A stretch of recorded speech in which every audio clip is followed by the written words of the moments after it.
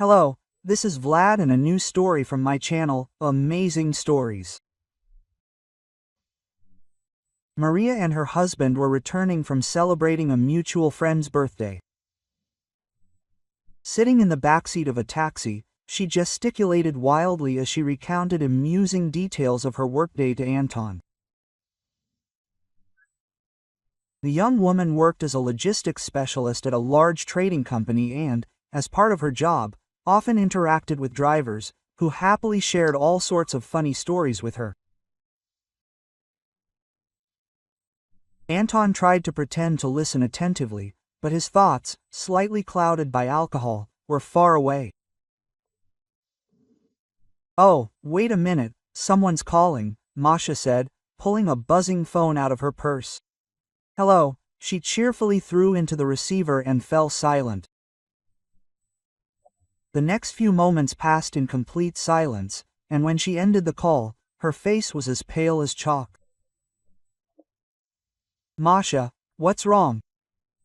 asked the puzzled husband, looking in the semi-darkness of the taxi at her trembling lips.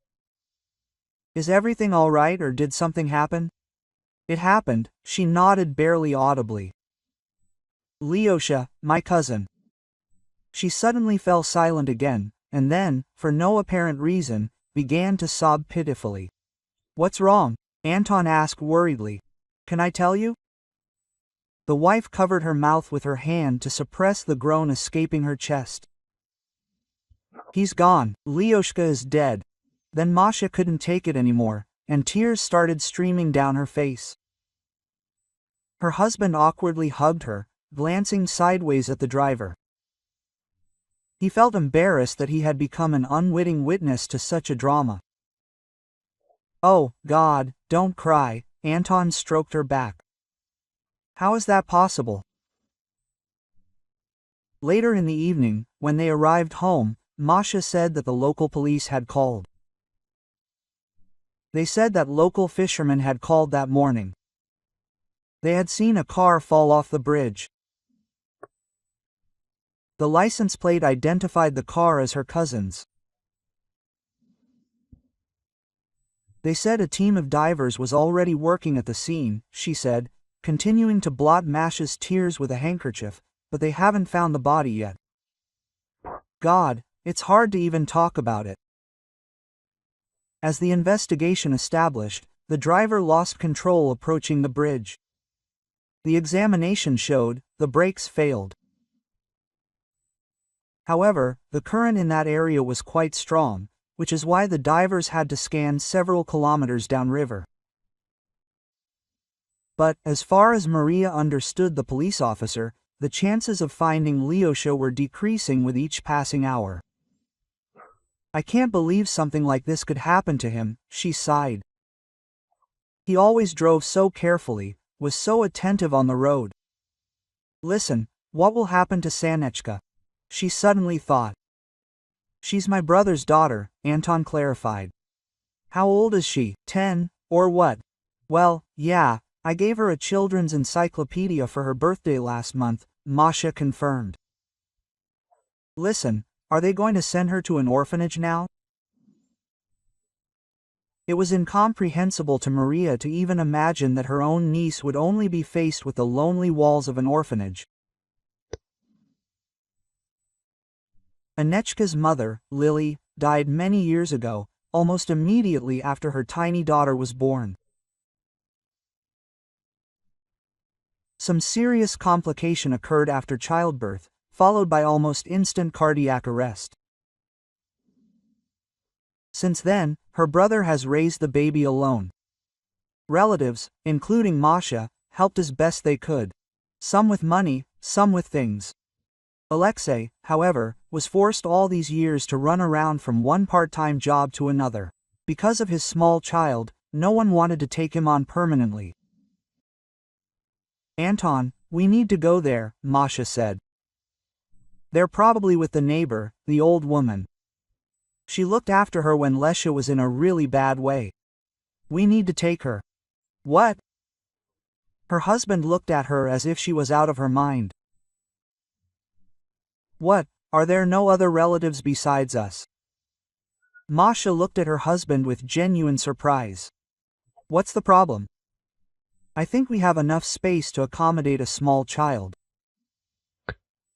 Besides, in case you've forgotten, I couldn't carry our baby to term. Maria looked down, remembering how just a few months ago she had to endure a difficult miscarriage. She spent a long time recovering, and the doctors finally warned that the chances of getting pregnant again were now approaching 0. Maybe this little one was sent to us by fate itself, she continued to persuade her husband. And then the rest of our relatives all live in the north. Aunt Natasha in Khabarovsk, Uncle Slava in Blagoveshchensk. Yes, having a child is a very difficult climate. Masha, pleading, she looked into her husband's eyes, and Anton, sighing heavily, waved his hand. Quote, "Ah, do as you please. It seems you've already decided everything for both of us." Without a word, he went to his room, upset with Masha because she hadn't even deigned to consider what it would be like raising someone else's child, not to mention how much their expenses would now increase. "Thank you," quote. She whispered quietly after him, and then, wiping away her tears, she began searching her address book for Baba Nayura's phone number. After a brief search, the police decided to declare Alexei dead. The investigator concluded that wild animals could have pulled the body from the river. The same bears that were abundant in the area. Quote, "In that case," the policeman admitted with a sigh to Masha, "trying to find the remains becomes pointless." She shed many tears before she was able to finally let go of her brother. But after the policeman's words, she finally resigned herself to the thought, it's time to face the truth. Lyosha died, and he needs to be given a proper send-off to the next world. Even if it means burying an empty coffin. Anya officially became an orphan, but during the entire search, she lived with her aunt under her temporary guardianship. But after her brother was declared dead, Masha completed all the necessary paperwork and became her full guardian. Her niece quickly fell in love with her with all her heart. She had liked hanging out with her before, but Alexei led a rather secluded life, so they didn't see each other often.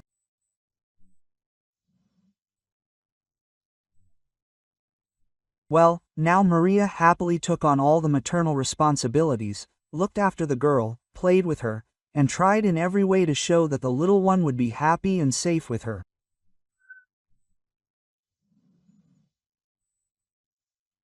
Anya herself, like any child, after the loss of the only loved one, behaved rather reserved and withdrawn. She seemed to be inside she was experiencing the grief that had befallen her and was silent a lot, preferring to talk mostly to her toys. At first, Masha treated this with understanding, but then, from her point of view, her niece's behavior began to show signs of being too disturbing. "Tyosha, can I have a few more sheets of paper?" the girl asked, pointing to the pens and colored pencils laid out on her table. "But I gave you a whole notebook just recently," Masha asked her in surprise. "Have you already drawn everything?" "Well, yes," Anya nodded with a weak smile and looked at her hopefully. "So, will you give it to me? Well, at least a couple?" "Well, of course," Masha nodded and pointed to the writing utensils. "Can you show me something? Have you managed to draw anything? It's so interesting." Masha smiled good-naturedly, but her niece shook her head. Quote, "I can't, it's a secret," Anya said, skipping off to the nursery, leaving a bewildered Maria at a loss. "I just gave her a 12-page notebook this morning. I wonder what she's writing in it," she wondered curiously. "And why doesn't she want to show it?" Alarmed by this behavior, Masha chose a moment when Anya was at school and tried to look around the room, hoping to find the note. However, the girl proved quite resourceful. She hid her notebook in such a way that it was impossible to find. Quote, "What are you hiding?" Maria was seriously worried.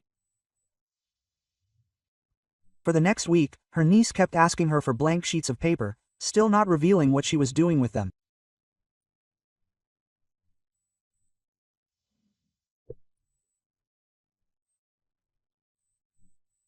Then, deciding that the matter concerned the child's emotional state, and therefore, was very serious, Maria decided on extreme measures.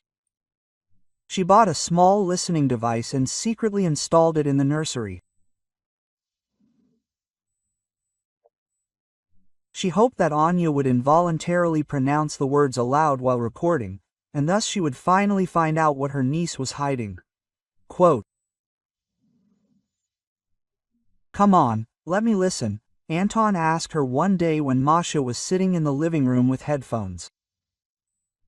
She handed him one ear, and a few seconds later her husband gave it back to her with an undisguised smirk.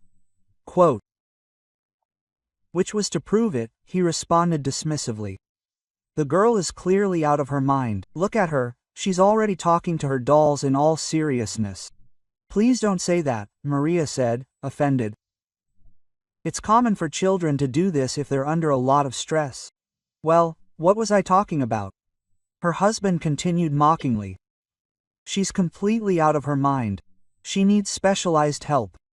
And you didn't even take her to the doctors, you kept trying to bring her to her senses yourself. Well, here's the result. You know what? You're not even trying to be a father," Masha remarked bitterly. "Anya will get over it soon, and instead of mocking her, you should have supported her." "Support?" Anton asked, wide-eyed. Quote, "Why would that be? I'm nothing to her. You foisted this child on me. And why should I pretend I'm happy with everything? You started this mess, now you'll have to deal with it yourself." Dot. This hurt Masha immensely, but she couldn't do anything about it. Her husband categorically refused to accept his niece and simply tolerated her. During one of these listening sessions, Masha overheard a rather strange conversation. Her niece was talking to a teddy bear. Quote, "Look, Bobby, it's good that I wrote down all of Daddy's debts in a notebook," the girl was saying. Of course, there were so many people there, and everyone was demanding money from Daddy. Masha perked up and pressed the earpiece harder to her ear. Her brother had debts. "Oh well," Anya continued. Quote, "I remember all their names, wrote them all down, who he owed and how much. When I grow up, I'll pay them all back for Daddy." The little girl began to hum a nursery rhyme, and Masha, taking out her earphone, leaned back against the sofa in amazement. What was going on? Could her husband really have been right after all? And Anya had some kind of mental disorder. But even if the girl's imagination was running wild, there had to be a reason. Agitated, Masha tried to find out what was going on and what kind of conversation she'd had with her toys. However, the little girl, realizing that her secret had somehow become known, only withdrew even more and stopped talking to her altogether. Quote,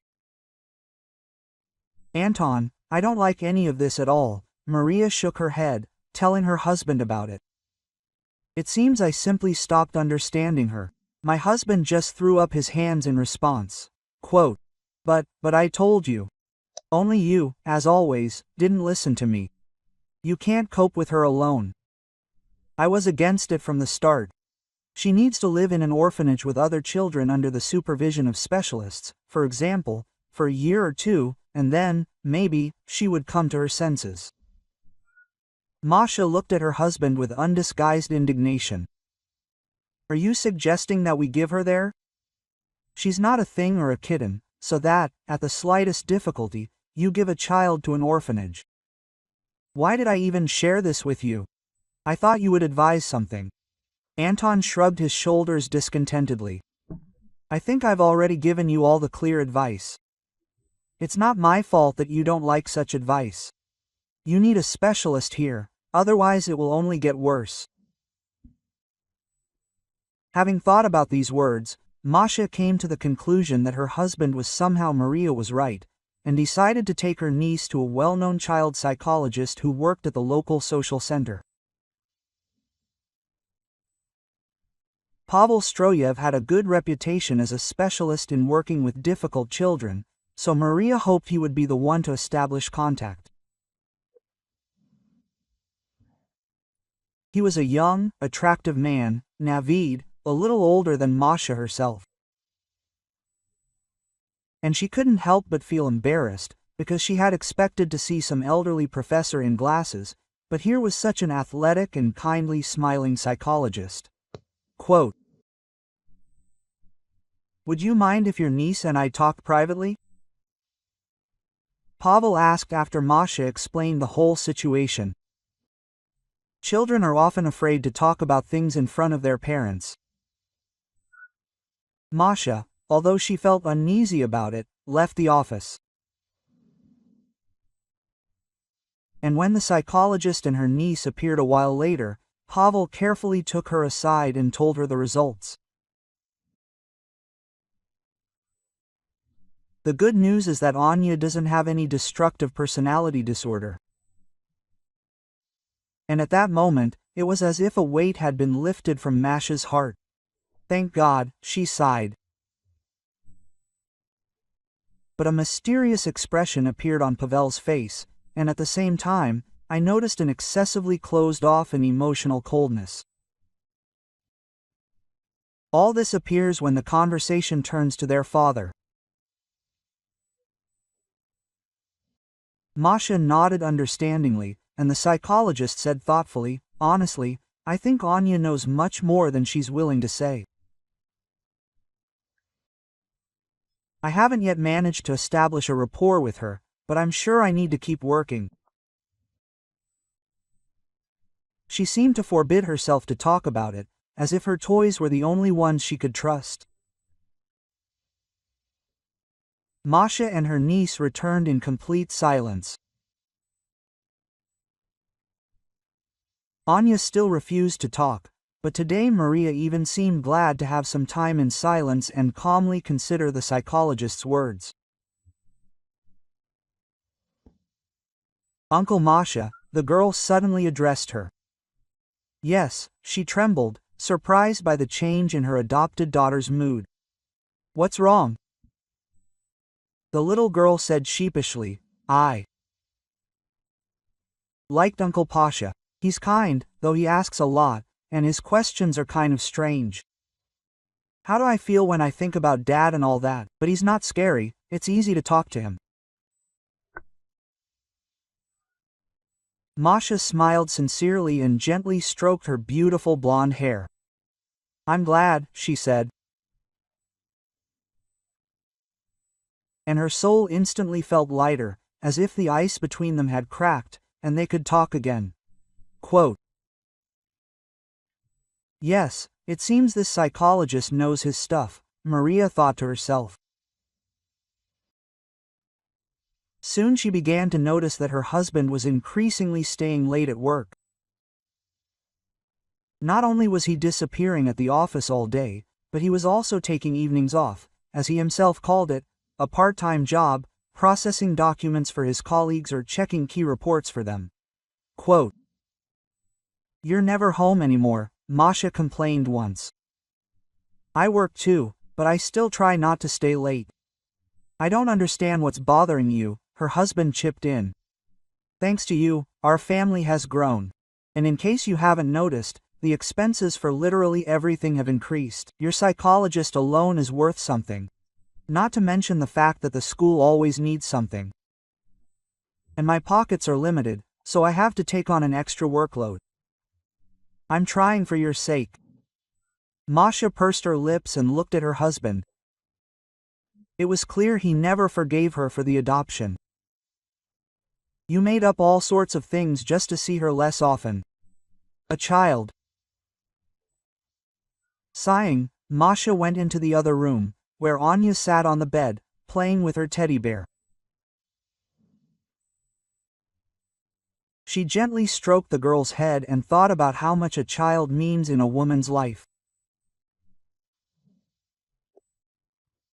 Just think, before their niece arrived in their home, albeit under such circumstances, Masha felt like she hadn't really lived.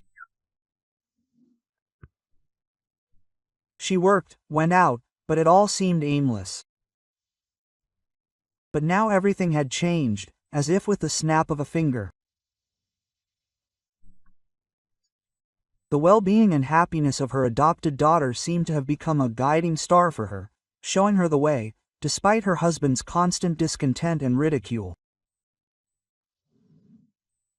Nevertheless, she didn't want to provoke her husband unnecessarily. She understood perfectly well that their small family didn't need any additional stress right now. Anya continued to attend sessions with Pavel.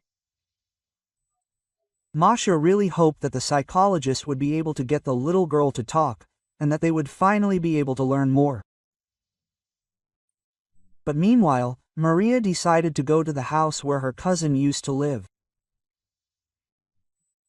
Perhaps she'd try to find out something about those debts on her own. Luckily, the neighbors were quite talkative. But the information they revealed shocked the woman. Quote, "Well, of course," drawled one of the neighbors. "All sorts of shady characters used to come here," Klavdia Mikhailovna added in a half-whisper.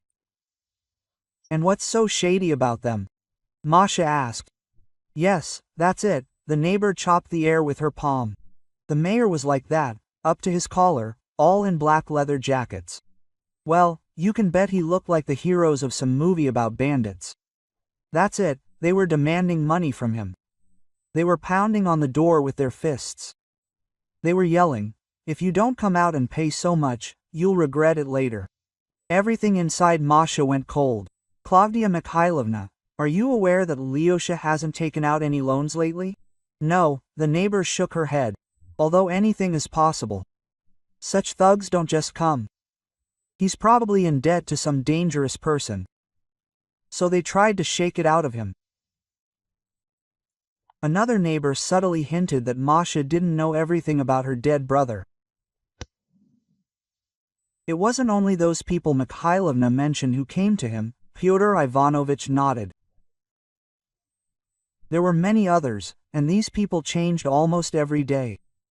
To me, you can even see everything through the peephole." "I don't understand what you're talking about," Maria frowned, and the neighbor added, "Yes, it seems your brother played cards. Like a man possessed. He was a gambler. That's where the debts come from. He had such tournaments almost every week that it was time to open a club. I wouldn't be surprised if he got into trouble for those card debts and that. Well, I mean, maybe someone helped him fall into the river. And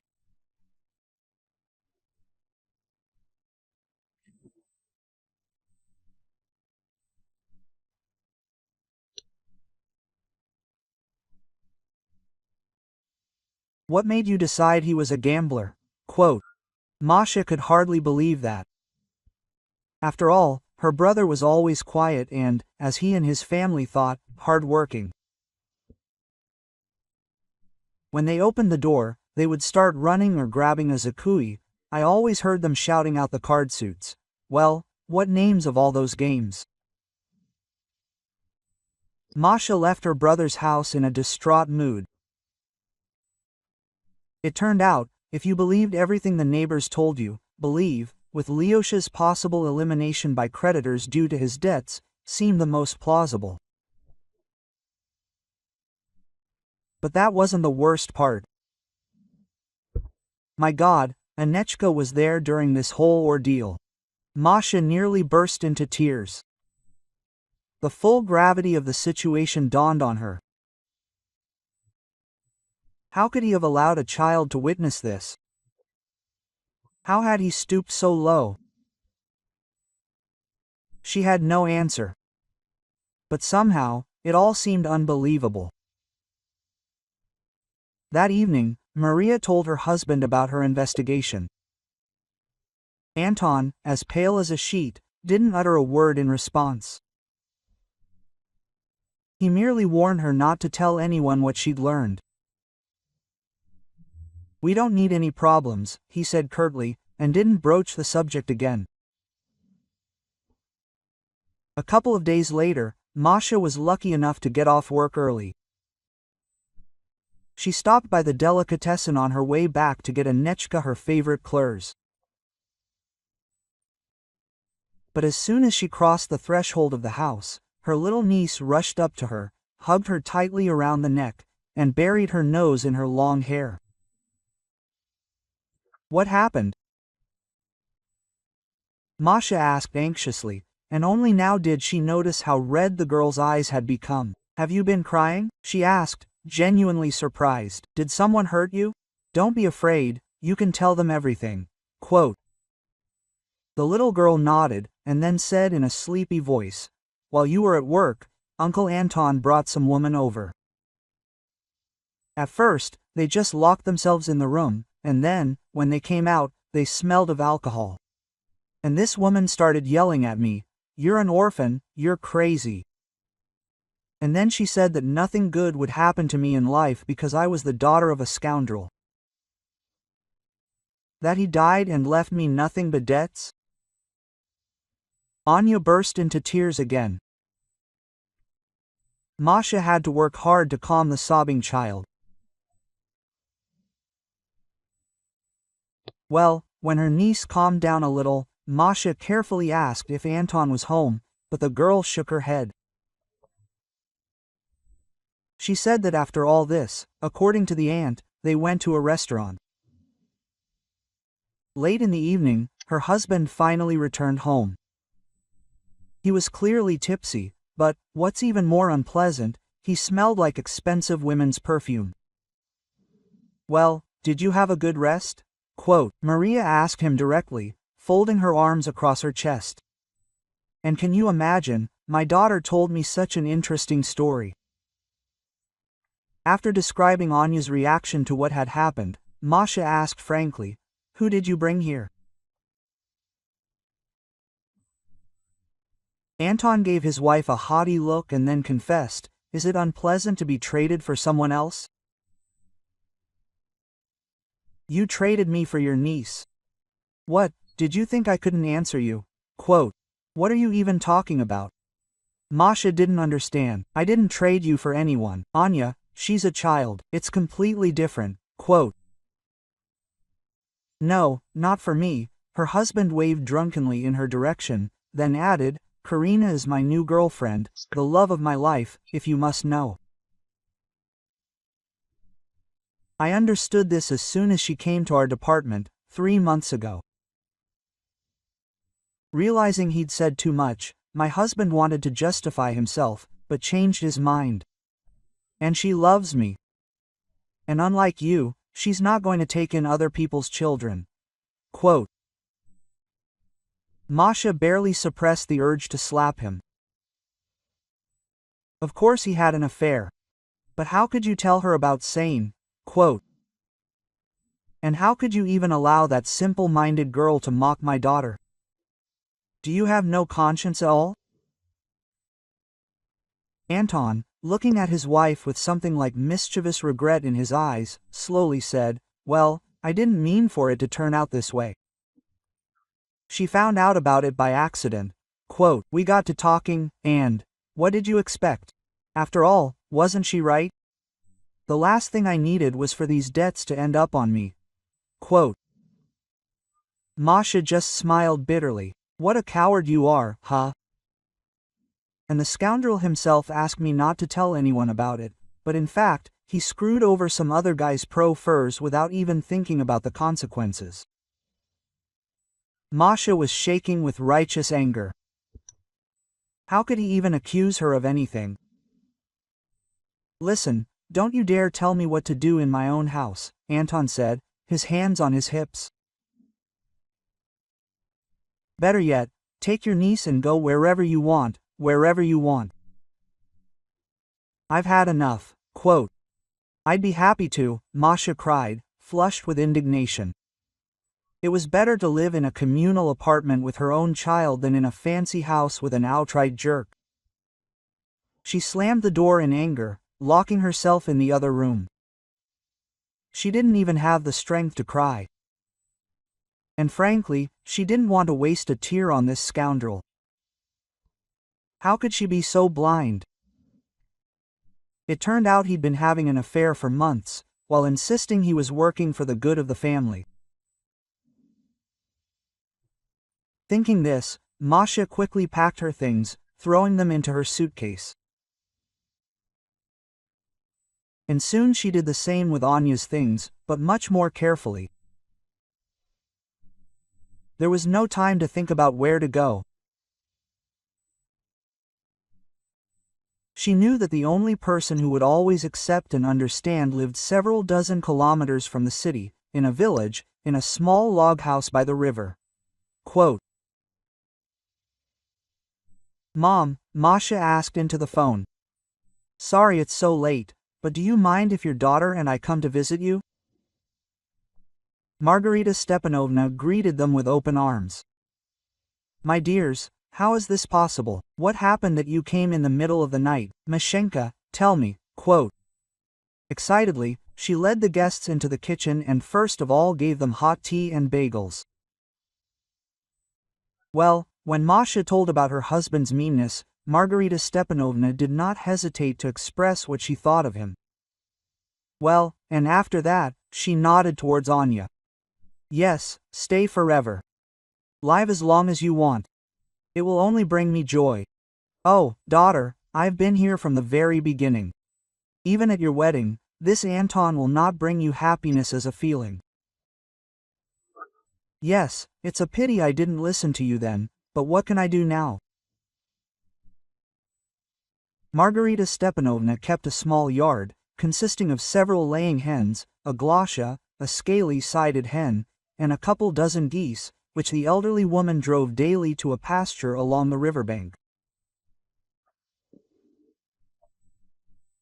When little Anechka saw the animals the next morning, her eyes literally lit up.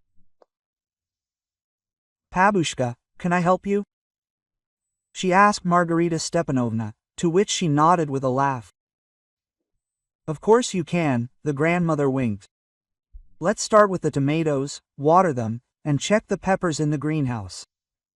Working with Grandma in the garden seemed to breathe life into Anyuta.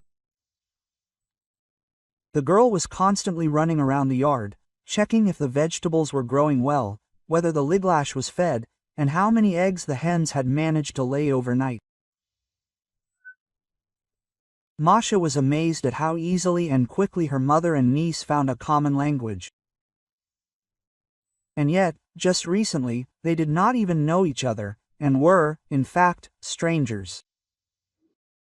While getting the little one ready for school, Masha noticed a strange pocket in her backpack, which, as it seemed to her, was not there before. Upon closer inspection, Masha realized that it was some kind of secret compartment where one could hide some snack. However, when she pulled the zipper, the very notebook that she had once given Anya a long time ago fell out of the pocket, along with several large album sheets, folded in four, on which had some kind of records. "My God, what is this? Names, numbers? What does it all mean?" And at that moment Anya ran into the room, and, seeing that her aunt had revealed her secret, she was upset. "These are Dad's debts." "What?" She couldn't believe her own words. "Mila, it wasn't just your dad, but my brother too. Maybe we can figure this out together."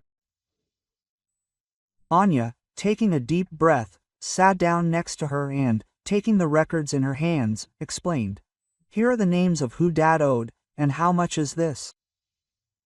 "There are 10 of them." Masha was amazed. "How did you remember all this?"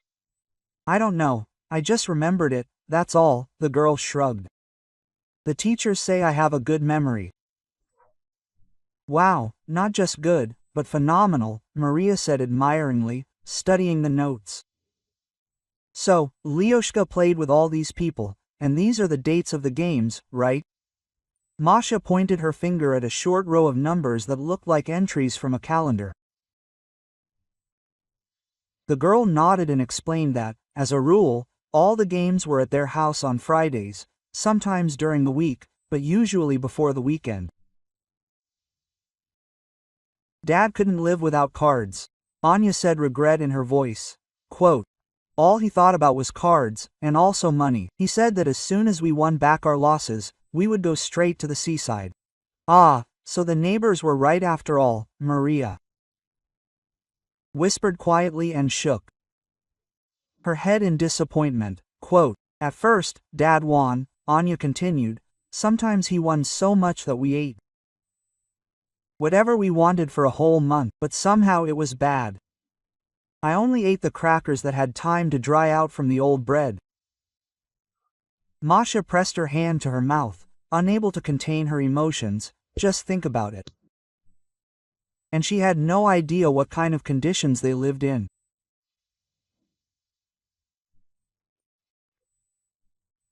During games, Anya would sneak out of her room and memorize who Dad owed and how much, then write it all down in an old sketchbook.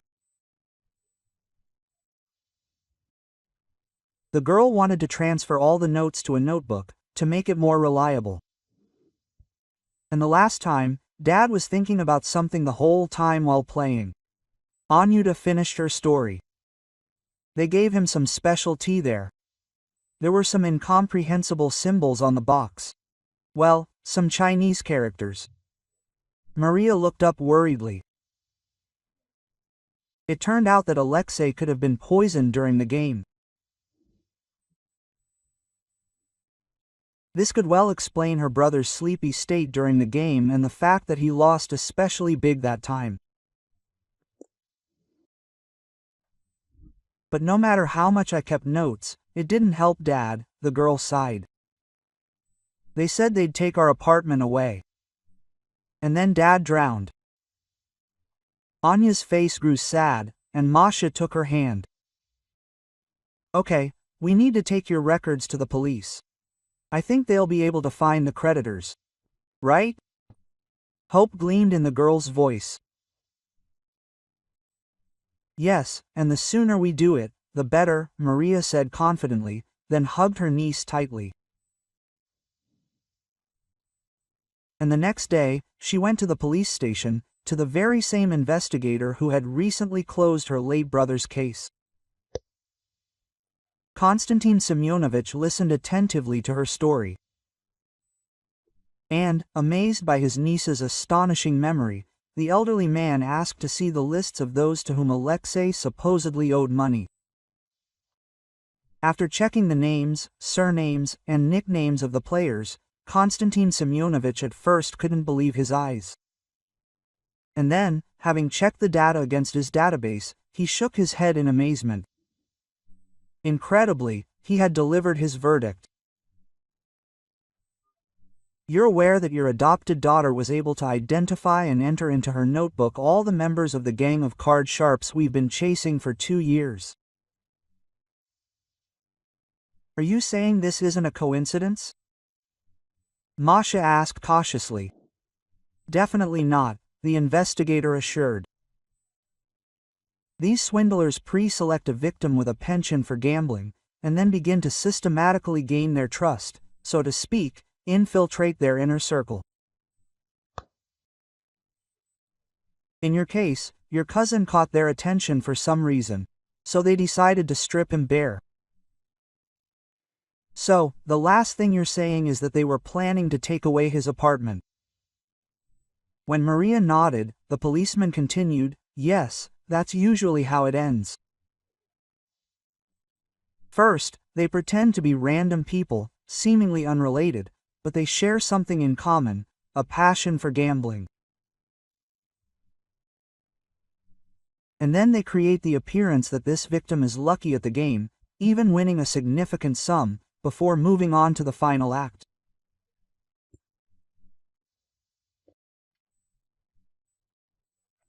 The investigator explained that the scammers operate very subtly, gradually increasing the dose of a special banned substance that affects the nervous system over a period of time.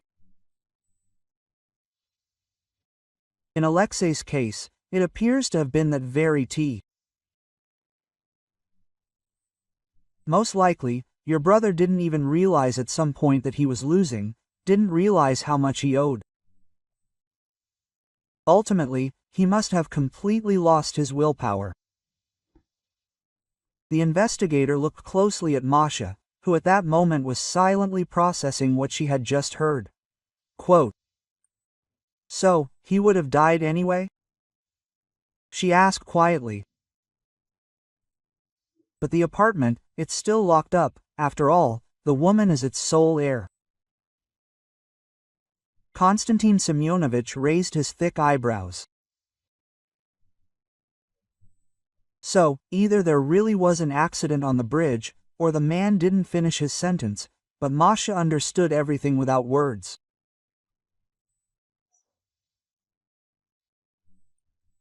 Alexei could have guessed that something was fishy with these debts, so he solved the problem radically before the criminals managed to take away their apartment.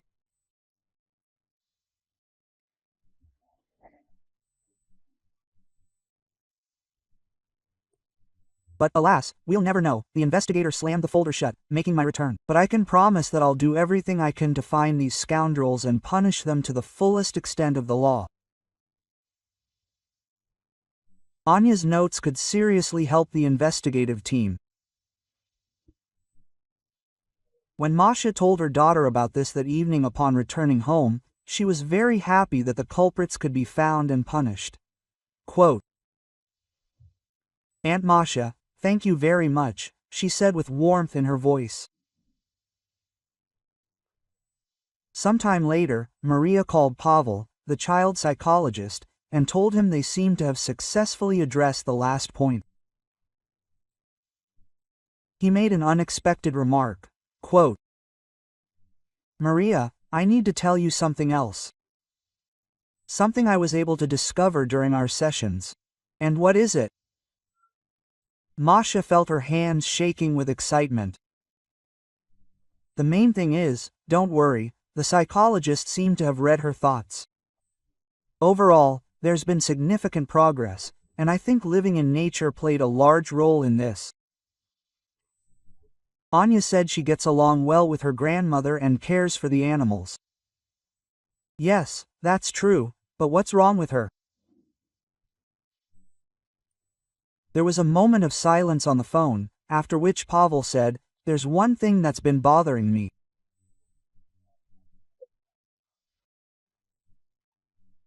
Every time I mention her father's death, Anya starts acting a little strange." "What do you mean?" Masha became wary. "She perceives everything that's happening as if it's all part of some kind of game. As if they don't quite believe that Dad is no longer alive." "Ah, I see," said Maria. "Well, that's understandable. Perhaps not enough time has passed, and she simply hasn't accepted his death." Pavel answered with doubt in his voice. "Yes, that's the point. It doesn't look like a lack of acceptance. Rather, it looks as if Anya knows something about Dad that you and I don't." Quote, "What do you mean by that?" Maria asked again. "I don't mean anything like that, but I advise you to keep a close eye on her. If everything goes back to normal in the near future, then I was wrong," the psychologist answered calmly. Masha hung up, confused. What did he mean? Well, yes, Anyuta had really been especially active in recent days, but she attributed it all to the joy of the story with her notes.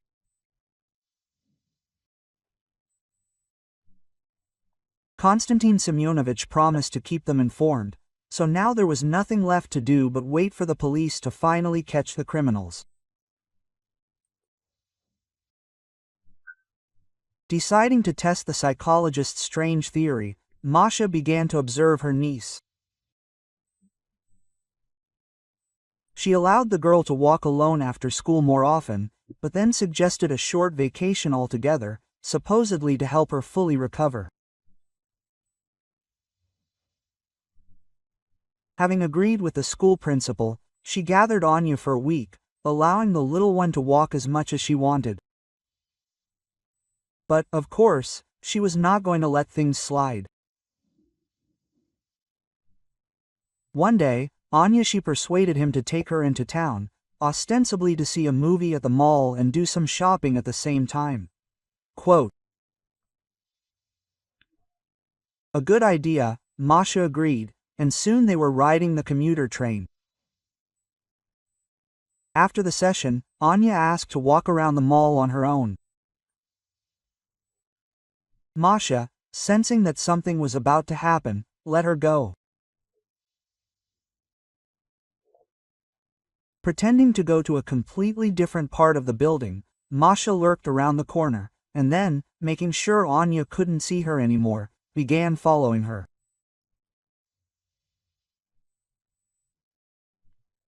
To her surprise, the girl quickly left the mall and headed to the eastern part of the city, where the poorest neighborhoods were located. If this had happened at another time, Masha would have definitely scolded her for disobedience, but not this time. Masha noticed that Anya was constantly checking her phone.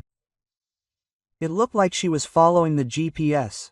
Quote, "Where are you going, my dear?" Maria thought worriedly to herself, not letting the girl out of her sight. Finally, Anya approached an old two-story house, more like a shelter for strays. The abandoned building looked depressing, but the girl boldly climbed the concrete steps, and then knocked on one of the doors on the first floor. Almost immediately, someone opened, and the next second Anya disappeared inside the house. "Nechka!" Masha almost shouted after her, but she stopped herself in time, because the next minute she wanted to scream again, only this time louder and from fear. Someone's head appeared in the doorway, and, looking closer, Masha recognized with horror in the man overgrown with dense vegetation her cousin. "Lyoshka," she whispered, not believing her eyes. "Are you alive? How is this possible?" She immediately recognized him by his deep gray eyes, by his characteristic movements. There was no doubt. This he. Jumping out of her hiding place, Masha Puli rushed in the same direction and literally flew into the flimsy door, unable to control her own emotions.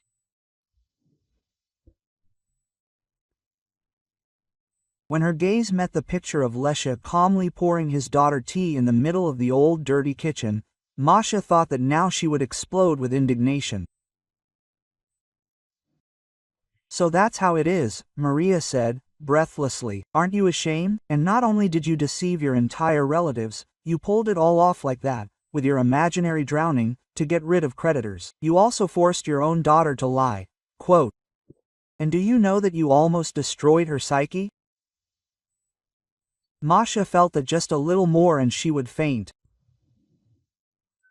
Only with a huge effort of will did she force herself to stay on her feet. "We buried you, we lowered the empty coffin into the ground in absentia," she said, almost crying. "How could you?" Masha slowly sat down on the stool that was wobbly on one leg.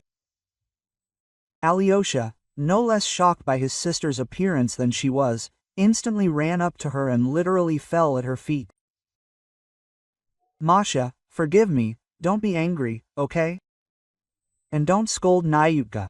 There was no other choice, you understand? If I had been killed and the apartment taken away from her. And who knows? Who would have been the one to blame my debts? You can't imagine what terrible people they are." But Masha shook her head wearily. "I can imagine it perfectly. If it weren't for your daughter's fantastic memory, who wrote down everyone, everything could have ended much worse, but they have to be detained." Masha looked meaningfully at her brother, her gaze seemed to ask, "How did you even decide to get involved with such people?" Lesha, apparently, understood everything perfectly without words. He put his arm around her shoulders and groaned, "I'm sick. I'm so sick. And, of course, I'm a complete idiot. But I can't handle this alone. It's such a plague. I need to undergo rehabilitation for gambling addiction, and then everything will be fine. I swear, please give me a chance for Anya's sake." Masha, seeing his sincere remorse, forgave him and offered to rise from the dead, telling the police that the staging was the only way to protect her daughter and family from debt. "I'll help you," she said. "I have a good friend, a psychologist. He will find reliable specialists. But you must promise that you will never touch cards again, not even look in their direction." Quote, "I promise," said her brother. "If you only knew how long I've dreamed of this." Anya hugged her dad tightly. "Are you back with us?" "Yes." Tears of gratitude ran down Alexei's face. When he voluntarily went to the police and told them everything, the investigator's face was genuinely surprised. Frankly, it's not every day you meet a person capable of taking responsibility for such a scam. And one who also dreams of improving. Well, good luck to you, Alexei Stanislavovich. Now that the story with her brother was cleared up, Masha was ready to focus entirely on the upcoming divorce. She hoped that the court would side with her and the joint property would be divided equally, as expected. However, her husband had other plans. Having learned through his connections that Masha's cousin was dependent, Anton decided to basely use this fact in court, publicly declaring that his wife's relatives were all criminals. Having learned about this from her husband over the phone, Masha was afraid of possible shame and decided to buy herself off, as they say, with as little bloodshed as possible, by giving him everything that he wanted to receive it in the divorce. As a result, she had to sign a waiver of her share of the property, which meant that she no longer had either housing or savings. But it was okay, Masha reassured herself. Lyosha allowed her to stay in his apartment until I found us a decent place to live, and maybe he'd finish his treatment by then, get a job, and everything would be fine. But, unfortunately, her hopes for her brother were not destined to come true. For the first time after his resurrection, Lyosha did indeed undergo regular treatment at the clinic. Pavel, as promised, helped him find a good hospital and doctors. But then her brother suffered a sudden breakdown. He managed to escape from the clinic and gamble away his money again somewhere, after which he broke into his apartment, where Masha and her daughter lived, and while they were not home, he shamelessly robbed his own sister, stealing all their money from the box. "Forgive me, Mashenka," the letter said.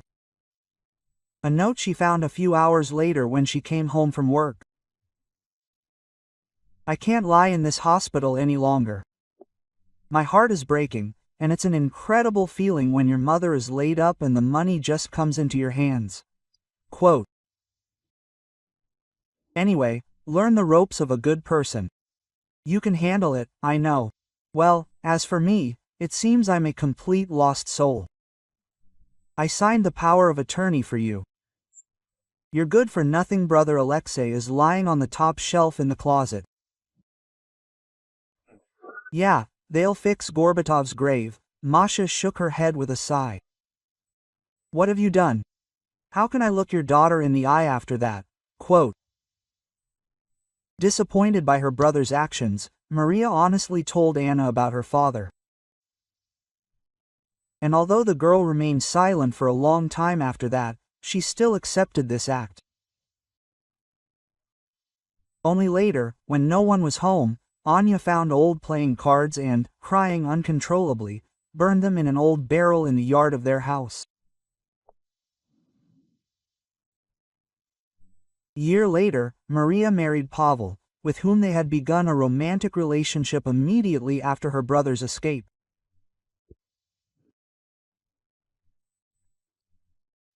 The doctor acted with great dignity and adopted little Anya, becoming the father she had long lacked.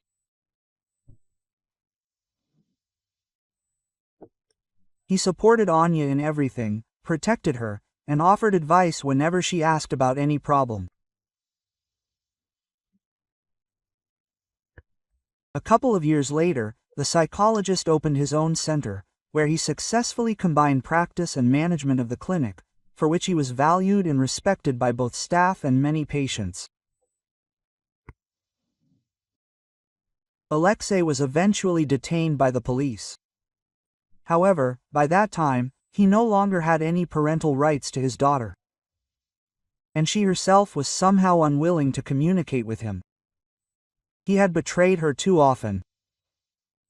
Maria's brother also had no contact. She was not ready to enter into a single dispute. Therefore, Alexei dealt with all his legal problems on his own. As for Anton, Masha's ex-husband, his illegally acquired wealth did not bring him happiness. At first, he and his mistress lived lavishly, practically wallowing in luxury. But it soon became clear that all this time, Karina had been quietly transferring money from Anton's account to her own wallet. Having often ruined her lover, she then ran away, leaving him practically penniless. Anton, shattered by his mistress's actions, was never able to rebuild his business fortune. Eventually, he quickly sank to rock bottom, drowning in grief and quietly turning into one of those he had once so shamelessly mocked.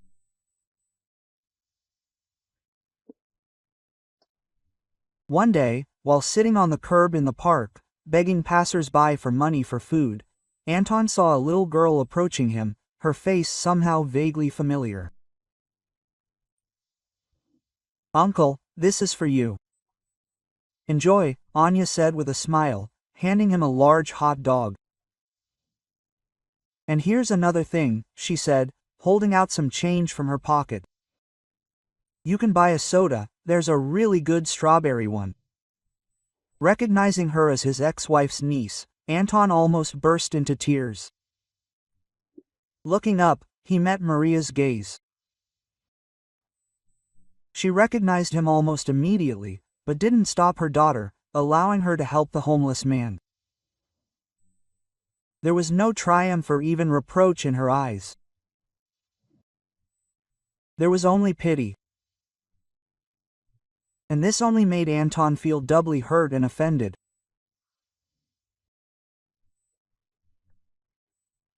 Nodding and thanking her for her generosity, he slowly rose to his feet and hobbled away from the very life he could have had.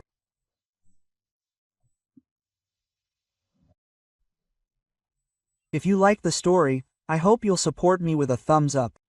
All the best, M.